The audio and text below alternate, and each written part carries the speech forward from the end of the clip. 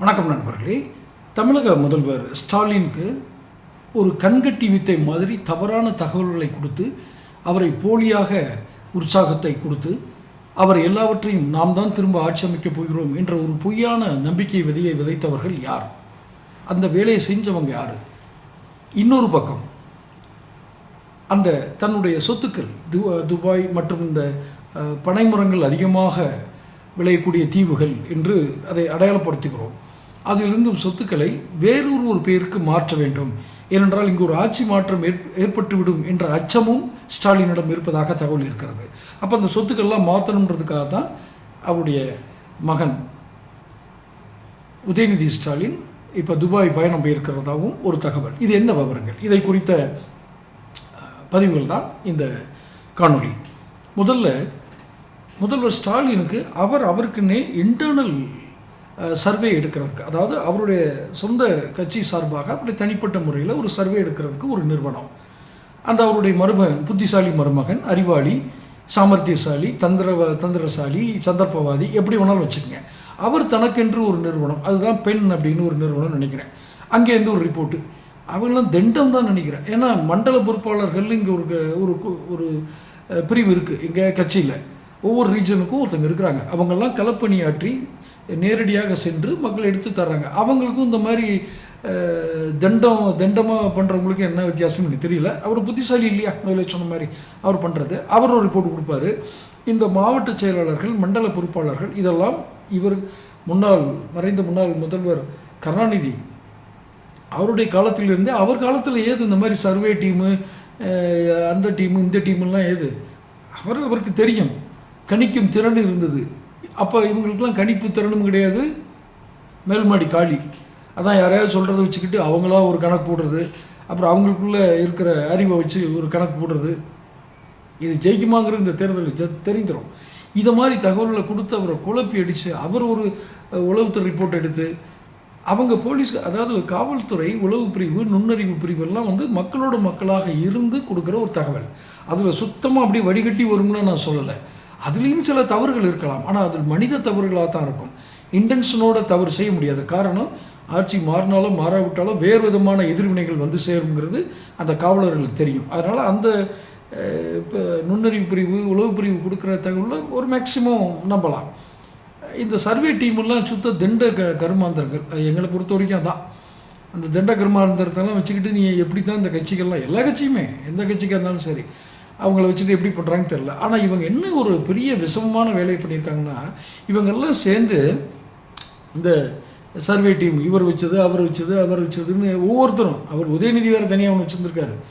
ஏன் அப்பாவை நம்பலையா இல்லை மாப்பிள்ளையை நம்பலையான்னு வருது நமக்கு தெரியல. அவரும் தனியாக ஒரு டீமு, கட்சி வச்சுருக்கிற டீமு தனி. அவர் போலீஸையும் நம்பலை. இவ்வளோத்துக்கு இந்த லட்சணத்தில் இவங்க துணை முதலமைச்சர் வேறு, அவர் ஒரு டீம் வச்சு ஒரு சர்வே. இந்த சர்வேக்கள் எல்லாம் என்ன பண்ணியிருக்குன்னா, ஸ்டாலினுக்கு தொடர்ந்து ஒரு பொய்யான வாக்குறுதி, த ஸ்வீட் கோட்டட் லைஸ், இனிப்பான பொய்கள் அதிகமாக கொடுத்துருக்காங்க. அந்த நம்பிக்கையில் இருந்தால் கூட, அவரும் ஒரு 75 வயது ஆன ஒரு முதியவர் தானே, அவருக்கும் தெரியுமில்ல நம்ம எந்த அளவுக்கு ஏமாற்றப்படுகிறோம் அப்படின்னு. அப்போ ஏமாற்றப்படுகிறோமா, உண்மையிலே இந்த இது இருக்கான்னு தெரியுமில்ல. அவரும் நிறைய யோசித்து பார்க்குறதுல இதில் ஏதோ சந்தேகம் தான் வர்ற எல்லா மண்டல பொறுப்பாளர்கள், மாவட்ட செயலாளர்கிட்ட கேட்குறாங்க, கரெக்டாக சொல்லுங்கள், நம்ம எத்தனை ஜெயிப்போம் உங்கள் தொகுதியில், உங்கள் மண்டலத்தில், உங்கள் மாவட்டத்தில் எத்தனை தொகுதி ஜெயிப்போம் அப்படின்னு கேட்கும்போது அவங்க ஒரு நம்பர் சொல்கிறாங்க. நம்ம தயாராக இல்லை, நமக்கு வந்த ரிப்போர்ட்டு இதெல்லாம் பார்க்கும்போது வேறு மாதிரி இருக்குது. சரி, அப்போ பேனா நிறுவனம் இந்த புத்திசாலி மாப்பிள்ளையை வச்சு தண்டத்துக்கு நடத்தியிருக்க நிறுவனத்தை கூப்பிட்டா அவன் உடனே ஒன்று சொல்லுவான். இப்போ கூட சமீபத்தில் தாவேக்கா 128 வரும்னு சொன்ன ஒரு பெரிய புத்திசாலி திரும்ப 90லேருந்து 118லேருந்து 128 என்னமோ சொல்லியிருந்தான், அதிகமாக தனிப்பெரும்பான்மை. அதுக்கப்புறம் இல்லை 70 தான் வரும், கொஞ்சம் தவறிட்டு சொல்லின்னு. இவ்வளோ தான் அந்த தண்டங்களுக்கு. அந்த ஊரில் திருநெல்வேலி பக்கத்துலலாம் சொல்லுவாங்க தீவெட்டி தெடியனுங்க. தீவெட்டி தெடியனுங்களுக்கு அவ்வளோதான் புத்தி. எவனாவது புத்தி இருக்கிறவன் இதை போய் இந்த மாதிரி வேலைகளை செய்வானா? இதில் இந்த இதை கேட்டு அவர் ஆண்டு அப்படி படுத்து இது எடுக்கிறது என்னங்க? எத்தனை 1000 கோடி, எத்தனை 100 கோடி, எத்தனை லட்சம் கோடியை அதுக்கு செலவு பண்ணி, அப்போ உங்களுக்கும் மக்களுக்கும் எந்த தொடர்பும் இல்லைன்னு அர்த்தம். நீங்கள் ஏதாவது ஒரு அடிப்படையில் ஒரு உணர்வு பூர்வமான ஒரு பந்தம் இருந்துச்சுன்னா உங்களால் புரிய முடியும். வார்த்தைகள் வேண்டாம். மாவட்ட செயலாளர்னால் ஒரு தலைவரை இந்த கட்சி தலைவரை பார்த்த உடனே கருணாநிதி இருக்க காலங்களில் கருணாநிதியை பார்த்த உடனே அவங்க அறியாமல் உண்மை சொல்லுவாங்க. அந்த ஈர்ப்பு இருக்கணும், அந்த சக்தி இருக்கணும். தடவிட்டு எவனாவது ஒருத்தனை கூப்பிட்டு ரிசல்ட்டை வாங்கி அதில் வண்டி ஓட்டிகிட்டு இருந்தால் அப்புறம் இப்படி தான் வரும். எல்லாம் ஆளுக்கு ஒரு டீமை வச்சு இது பண்ணுறானுங்க. இதில் நமக்கு ஒன்றும் இல்லை. என்ன கோபம்னா இந்த ஜனநாயகத்தை எந்த அளவுக்கு சீரழிக்க முடியுமோ சீரழிச்சிட்டாங்க, சூறையாடிட்டாங்க. இப்போ என்ன, இந்த முதல்வருக்கு தப்பான ரிசல்ட்டை கொடுத்தோம்னாலும் நமக்கு ஒன்றும் நஷ்டம் இல்லை. அவர் பதவி இழப்பார், வீட்டுக்கு போவார். எதிர்கட்சியாக வந்தவங்க அவங்க ஆட்சியில் என்ன தப்பு நடந்துச்சுன்னு கண்டுபிடிப்பாங்க. இதுதான் நமக்கு தொடர்கதையாக இருக்குது. இவர் இவ்வளோ ஊழல் பண்ணார், அப்புறம் அந்த ஊழலுக்கு ஒரு வழக்கு போடணும். அந்த வழக்கு இப்போ இருக்க ஊழல் குற்றச்சாட்டப்பட்ட அமைச்சருடைய பேரனுக்கு பேரன் வர்ற வரைக்கும் ஓடும். அதுக்கப்புறம் மத்தியில் ஆட்சி மாற்றம் வரும், இங்கே ஆட்சி மாற்றம் வரும்.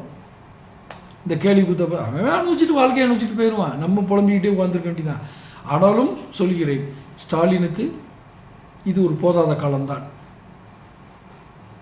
இனிப்பு முலாம் பூசப்பட்ட பொய்களை கவர்ச்சியாக வழங்கியிருக்கிறார்கள். இன்னொரு பக்கம் ஒருவேளை எதிர்த்தரப்பு என்ன பண்ணுறோம், சின்ன முன்னெச்சரிக்கையில் சொத்துக்கள் பெயர் மாற்றம் நடைபெறுகிறது. அதையும் ஒருத்தர் பண்ணிக்கிட்டு இருக்காரு. இவர் பையன்தான், வேற என்ன. இதெல்லாம் என்ன ஆதாரம் இருக்கான்னு கேட்டால் நம்ம என்னத்தை சொல்கிறது? செய்திகள், தகவல்கள் உறுதிப்படுத்தப்பட்டிருக்கலாம், உறுதிப்படுத்தாத தகவலாக கூட இருக்கலாம். பொய்யா இருந்தால் புறந்தல்லுங்க, உண்மையாக இருந்தால் எச்சரிக்கையாக இருந்துடுங்க. யார்? பொதுமக்கள் சொல்கிறேன், அலர்ட்டாக இருந்துங்க. இவ்வளோ தான் இதில் இருக்கிற விஷயம். தொடர்ந்து பேசுவோம். நம்முடைய பதிவுகளை பெறுவதற்கு சேனல் சப்ஸ்கிரைப் பண்ணுங்கள். உங்கள் கருத்துக்களை கமெண்ட் பாக்ஸில் தெரிவிங்க. நன்றி.